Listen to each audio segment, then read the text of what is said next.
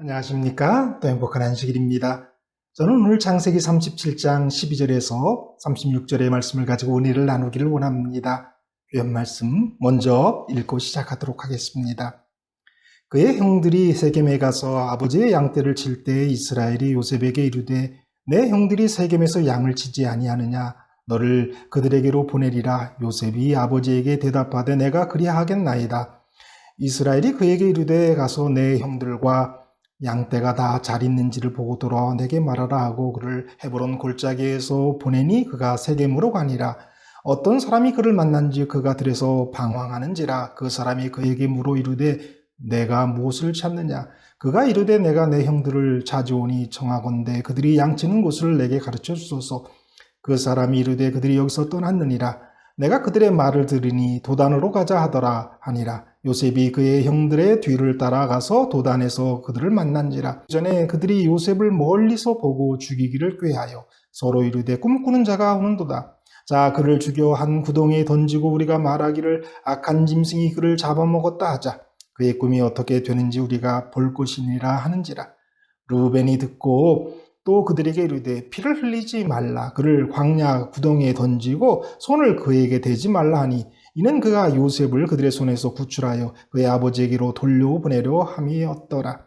요셉이 형들에게 이르되 그의 형들이 요셉의 옷 곧 그가 입은 채색 옷을 벗기고 그를 잡아 구덩이에 던지니 그 구덩이는 빈 것이라. 그 속에 물이 없었더라. 그들이 앉아 음식을 먹다가 눈을 들어 본즉 한 무리의 이스라엘 사람들이 길앗에서 오는데 그 낙타의 향품과 유향과 모략을 싣고 애굽으로 내려가는지라.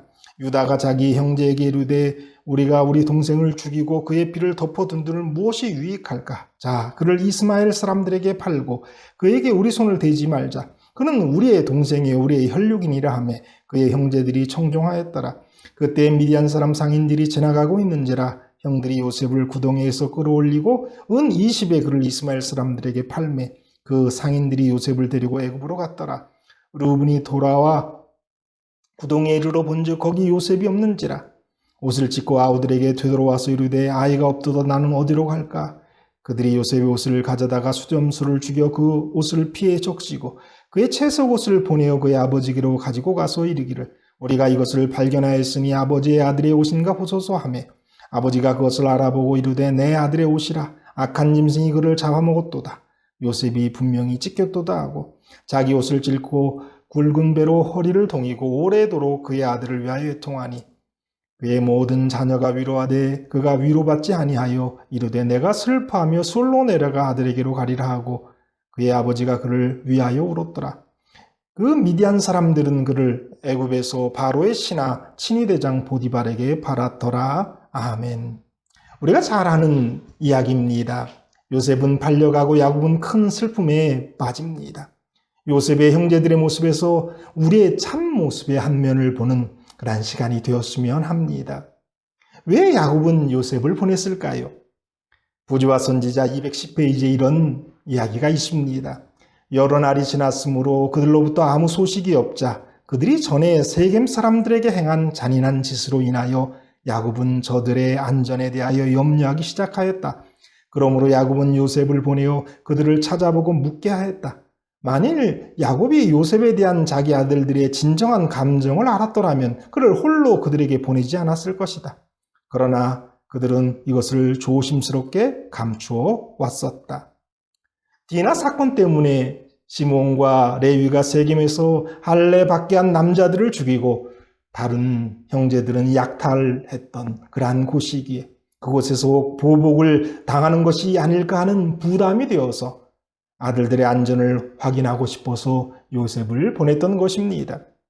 형들은 말로든 행동으로든 요셉을 향해 느끼는 증오를 아버지에게 제대로 표현하지 않았기 때문에 보낼 수 있었다라고 증언은 말합니다. 야곱도 요셉도 얼마나 요셉의 형제들이 요셉을 미워했는지 죽이고 싶어 할 만큼 미워했는지를 몰랐다는 것이죠. 우리가 모르는 가족들 간의 아픔과 교우들 간의 문제가 있음을 기억해야 합니다. 다 웃어 넘기고 좋은 게 좋은 것처럼 살지만은 사실 안쪽에서는 큰 상처가 있고 골마가는 현실이 있다는 것을 알아야 합니다. 눈에 보이는 것과 들리는 것이 전부가 아님을 염두에 두고 가정생활, 교회생활, 사회생활을 해야 하는 것입니다. 우리는 너무나도 모릅니다. 그저 발생한 일들만을 가지고 걱정하는 것입니다. 세겜에서 있었던 살인과 약탈의 결과만 무서워하지 가정에서 일어나고 있는 현실은 모르고 살고 있는지 모릅니다. 아픔의 문제를 볼 수 있는 그러한 마음과 눈을 달라고 기도해야 합니다. 정말 우리는 어쩌면 우리 가족의, 우리 형제들의 문제를 그들의 마음을 몰라도 너무 모른다는 것 여러분 기억하시게 되기를 바랍니다.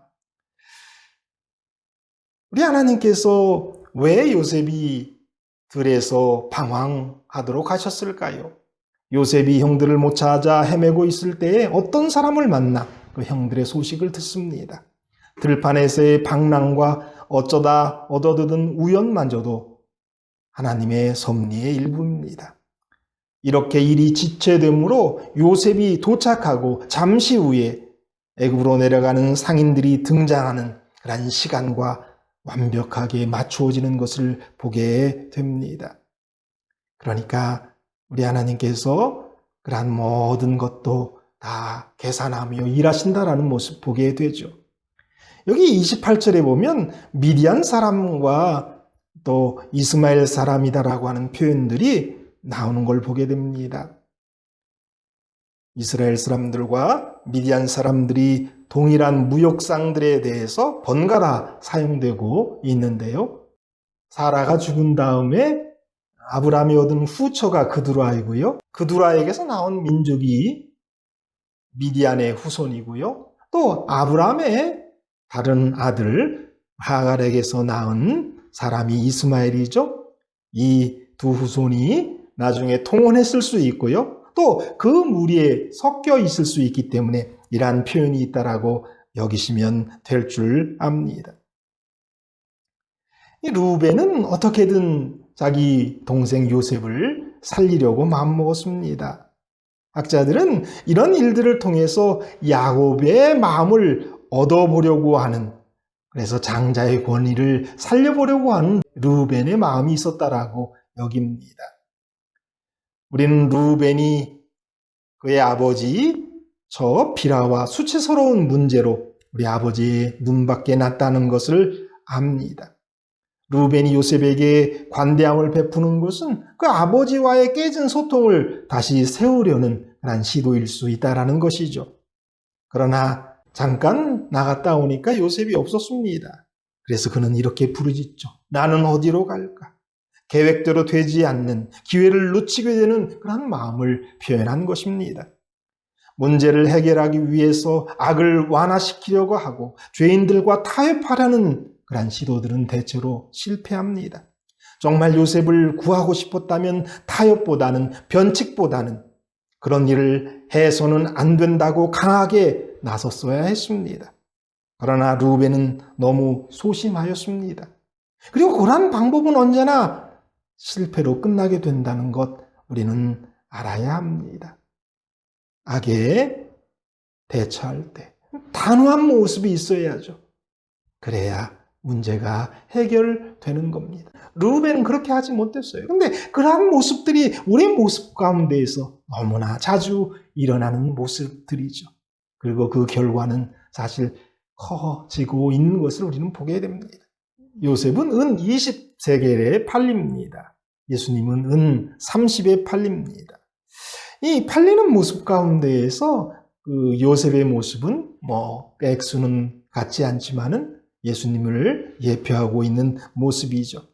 예수님이 제자 유다에게 팔아넘김을 당했고요. 요셉도 그의 형 유다에게 팔리는 그런 모습을 보게 됩니다. 부조와 선지자 211페이지에 이런 이야기가 있어요. 그는 무서워 어쩔 줄 몰라 하면서 그의 형들을 차례차례 붙잡고 애원하여 보았으나 아무 소용이 없었다. 어떤 형제들은 불쌍한 마음이 들었으나 다른 사람의 조소를 무서워하여 침묵을 지켰다. 그들이 그 동생을 팔아넘길 때에 내가 한 것이 아니라 내가 그들 속에 단지 참여한 것이기에, 우리가 한 것이기에, 나만의 책임이 아니기에, 나는 그저 거기 있었다라고 스스로 위로했을 그들의 모습을 보게 됩니다. 죽이지는 않았다. 우리의 손에 피를 묻히지 않으면 되는 것처럼 그렇게 그들이 생각했던 거죠.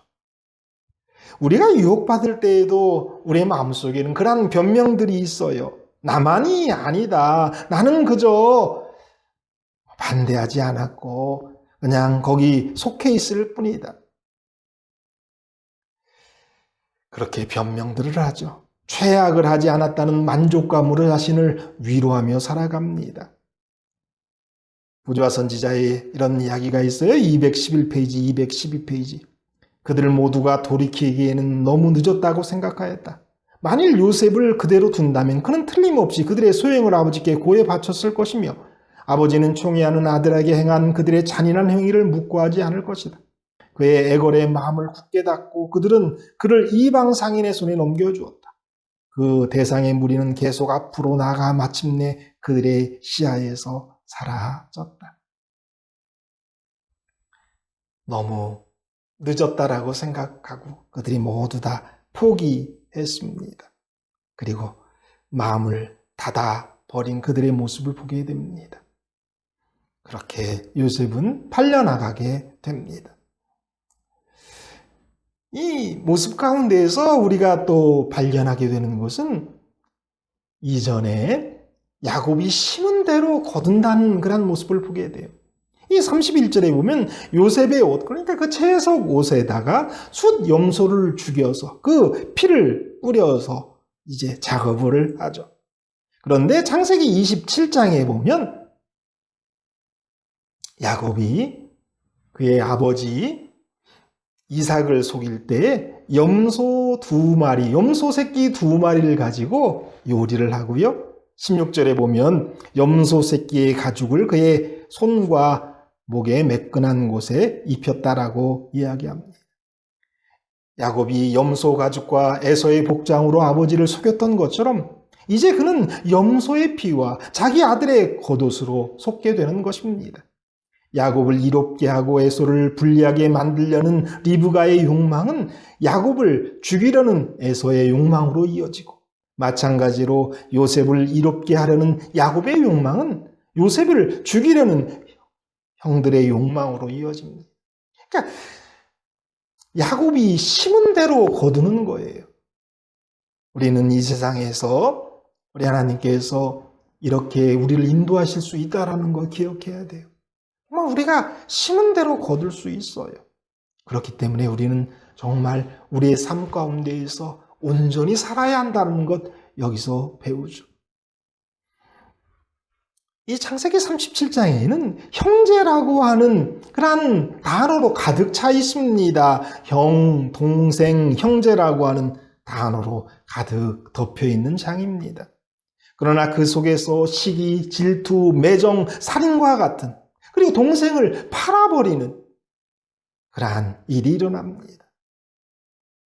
유다가 요셉을 팔기 위해서 이렇게 얘기했어요. 26절, 27절이에요. 유다가 자기 형제들에게 이르되 우리가 우리 동생을 죽이고 그의 피를 덮어둔들 무엇이 유익할까? 자, 그를 이스마엘 사람들에게 팔고 그에게 우리 손을 대지 말자. 그는 우리의 동생이요 우리의 혈육이니라 하며 그의 형제들이 청종하더라. 그가 분명히 유다가 우리라고 하는 표현을 썼어요. 분명 요셉은 그들의 형제입니다. 우리라고 하는 표현이 당연한 거예요. 그런데 이제 아버지를 속이기 위해서 채색 옷에 피를 묻혀 갔을 때 그 32절에 보면 이 옷이 아버지의 아들의 옷인가 보소서라고 이야기해요. 그들은 요셉이 자신의 형제가 아니라 아버지의 아들이라고 말합니다. 이 질문은 자신들과 요셉과 거리를 두고 있는 거죠. 그들은 요셉을 팔아버렸고 어쩔 수 없어요. 이제 우리 형제의 옷이다라고 이야기할 수도 없는 상황이 되었죠. 그래서 거리를 둬요. 그런데 이러한 일들은 우리의 삶 가운데에서도 일어나요. 우리가 우리 아버지라고 주 기도문으로 외우지만, 기도하지만 아버지의 아들로 대하기만 한데도 우리는 우리의 형제들을 정말 다르게 대할 거예요. 우리 형제가 우리 하나님의 아들이다 라고 우리가 생각하기만 해도 좀 더 다르게 대할 거예요. 그러나 그렇지 못한 우리의 현실을 보죠. 그러면서 우리라는 주기도문을 우리가 외워요.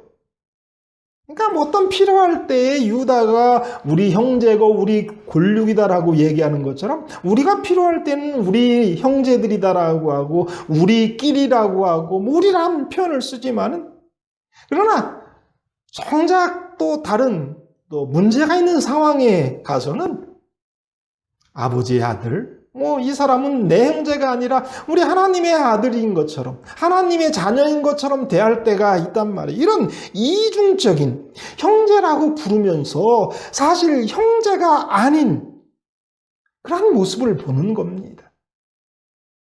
사랑하는 교회 여러분, 정말 우리가 주기도문을 외울 때 우리라고 기도할 수 있을 만큼의 그런 마음이 우리 형제들에게, 우리 가족들에게 있어야 될 줄 압니다. 그렇지 않다면 우리는 정말로 온전하게 그 기도를 드리고 있지 않는 것이죠. 우리 형제들이라고 하는 마음 결코 잊지 않고 기도하고 또 살았으면 좋겠습니다. 이 형제를, 요셉의 형제들이, 다른 10명의 형들이 어떻게 대하려고 했습니까? 죽이려고 했어요. 미워했고 시기했고 질투했습니다. 예수님은 분명히 우리에게 말씀하십니다. 그 형제를 미워하는 자마다 살인하는 자니. 그러므로 마음을 우리가 잘 다스려야 되는데요. 질투하고 시기하잖아요. 그러다가 우리가 좀 미워하기까지 해요. 우리 형제를 말입니다. 그러나 그런 것이 살인이다라는 것 우리가 너무나 잘 아는 말이지만 우리는 실질적인 살인을 하지 않기 때문에 형제를 미워하고 시기하고 질투하는 것이 큰 죄가 아닌 것처럼 어쩔 수 없는 것처럼 그렇게 스스로를 위로하며 살아가요. 그러나 그것이 살인이다라고 분명 예수님께서 말씀하신 거예요.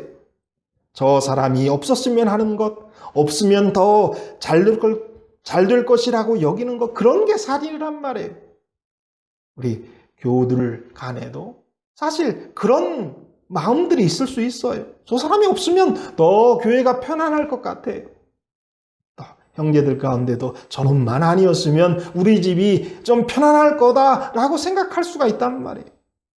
그러나 그것이 살인이다라는 것, 예수님은 똑같이 보신다는 것 여러분 기억하셔야 될 줄 압니다.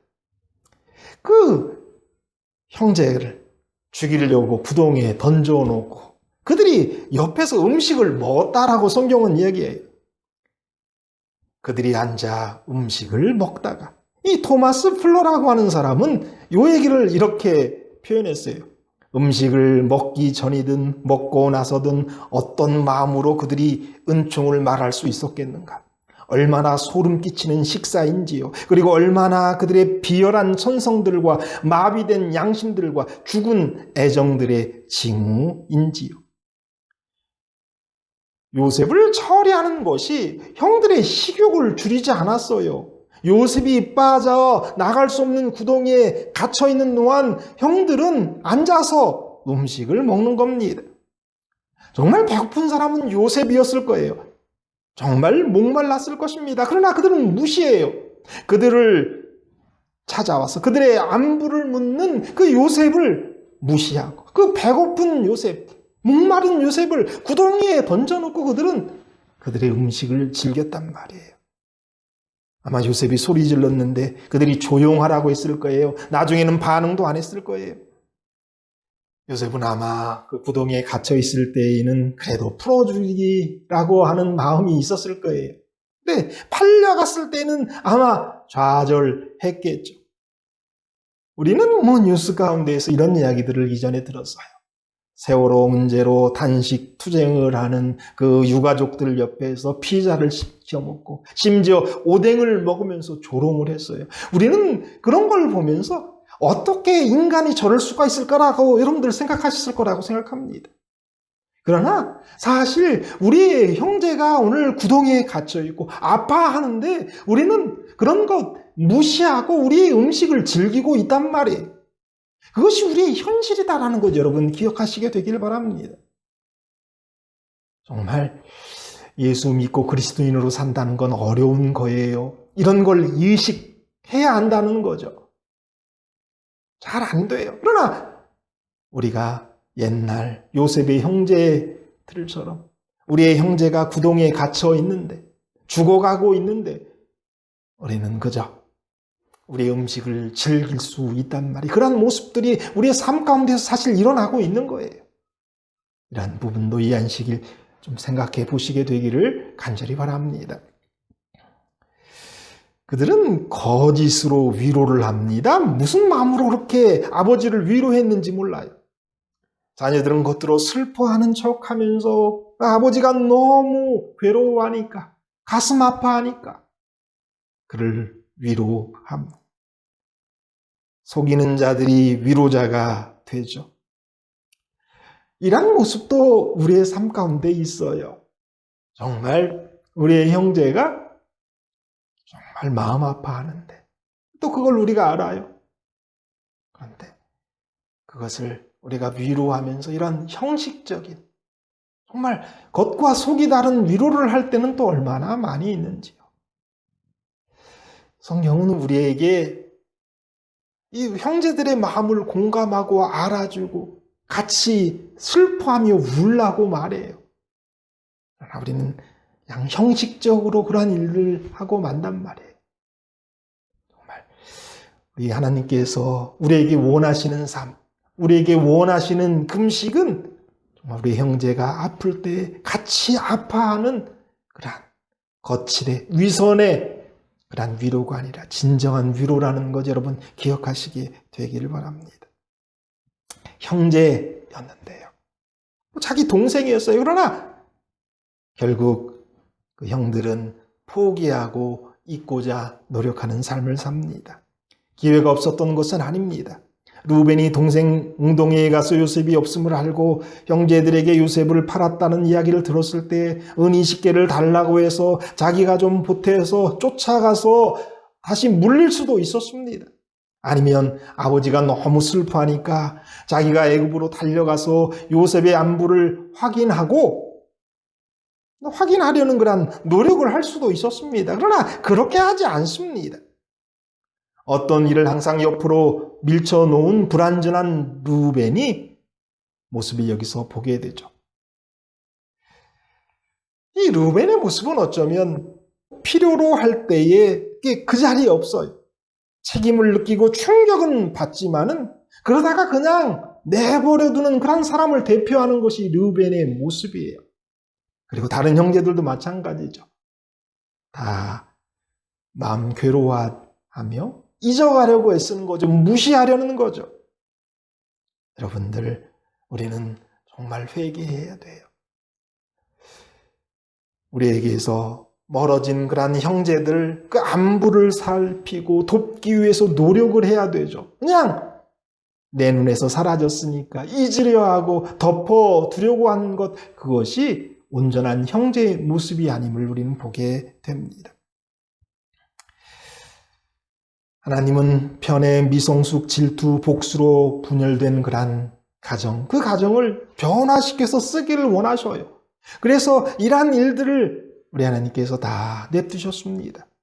그러나 결국은 당신의 목적을 달성시키시고 그들로 12지파의 어른이 되도록 만드신 것을 우리는 이제 그 이후에 보게 됩니다. 이러한 모든 모습들을 통해서 인간의 선택과 하나님의 놀라운 그 경륜이 이렇게 만나는 것을 보게 돼요. 요셉은 요셉대로, 야곱은 야곱대로, 요셉의 다른 형제들은 형제대로, 르우벤은 르우벤대로 유다는 유다대로 각자의 생각을 가지고 움직였어요. 그래서 결국 요셉은 죽음보다 못한 그런 노예로 팔려갑니다. 그러나 하나님께서는 그런 일들 가운데에서 당신의 일을 결국은 해내시는 것을 보게 됩니다. 하나님의 손이 움직이셔요. 그렇게 해서 미래를 준비하시고 또 이스라엘의 큰 민족을 이루도록 우리 하나님께서 역사하시는 것을 우리는 계속해서 보게 됩니다. 형제지만 이러한 문제들이 있었단 말이에요. 오늘 이러한 말씀 속에서 우리는 뭘 알게 되냐면 요셉의 형들의 모습이 오늘 우리 믿는 사람들의 실상이다라는 걸 보여주고 있는 거예요. 믿음으로 산다는 건 어떤 것일까요? 정말 언제나 깨어 있어야 하고요. 내가 눈으로 보고 귀로 듣는 것이 전부가 아니다라는 걸 인식하고 살피고 또 사람들을 배려하고 사랑해야 하는 그러한 모습이다라는 것 우리는 여기서 기억해야 되는 거죠. 그런 마음, 그러한 눈이 있어야 한다는 거예요. 그래야 실수하지 않는다는 거죠. 그렇게 하지 않으면 우리는 말로만 형제다라고 이야기하고 말로만 영적인 형제, 영적인 가정이다. 우리는 한 형제다라고 말로만 하고 실질적으로는 그렇지 못한 삶을 살 수 있단 말이에요. 내가 우리의 형제를 죽일 수 있고요. 죽이고 있을 수도 있고요. 우리 형제가 죽어가는데 편안하게 먹을 수 있고요. 우리가 거짓 위로로 위로하는 척할 수도 있고요. 그저 잘못들을 잊어버리고 또 형제를 잊어버리고 포기하면서 살 수도 있다라는 것 우리는 보게 돼요. 이러한 요셉의 형들의 이러한 잘못이 우리의 잘못이 되지 않기를 바랍니다. 우리는 정말 우리의 입으로도 우리 형제들, 우리라고 하는 그런 주기도문을 드릴 수 있는 그런 사람들, 또 우리는 정말 우리의 형제를 예수님의 마음으로 사랑하고 아끼고 보살피는 그런 사람들 되어야 됨을 오늘 말씀을 통해서 배웁니다. 그런 삶이 우리의 삶이 되기를 바라고 혹 그렇지 못했다면 이 안식일 회개하고 다시 한번 큰 예수님의 마음으로 우리의 정말 육신적인 형제를 또 우리의 영적인 형제들을 대할 수 있는 저와 여러분이 되기를 바라면서 오늘 말씀 마치겠습니다.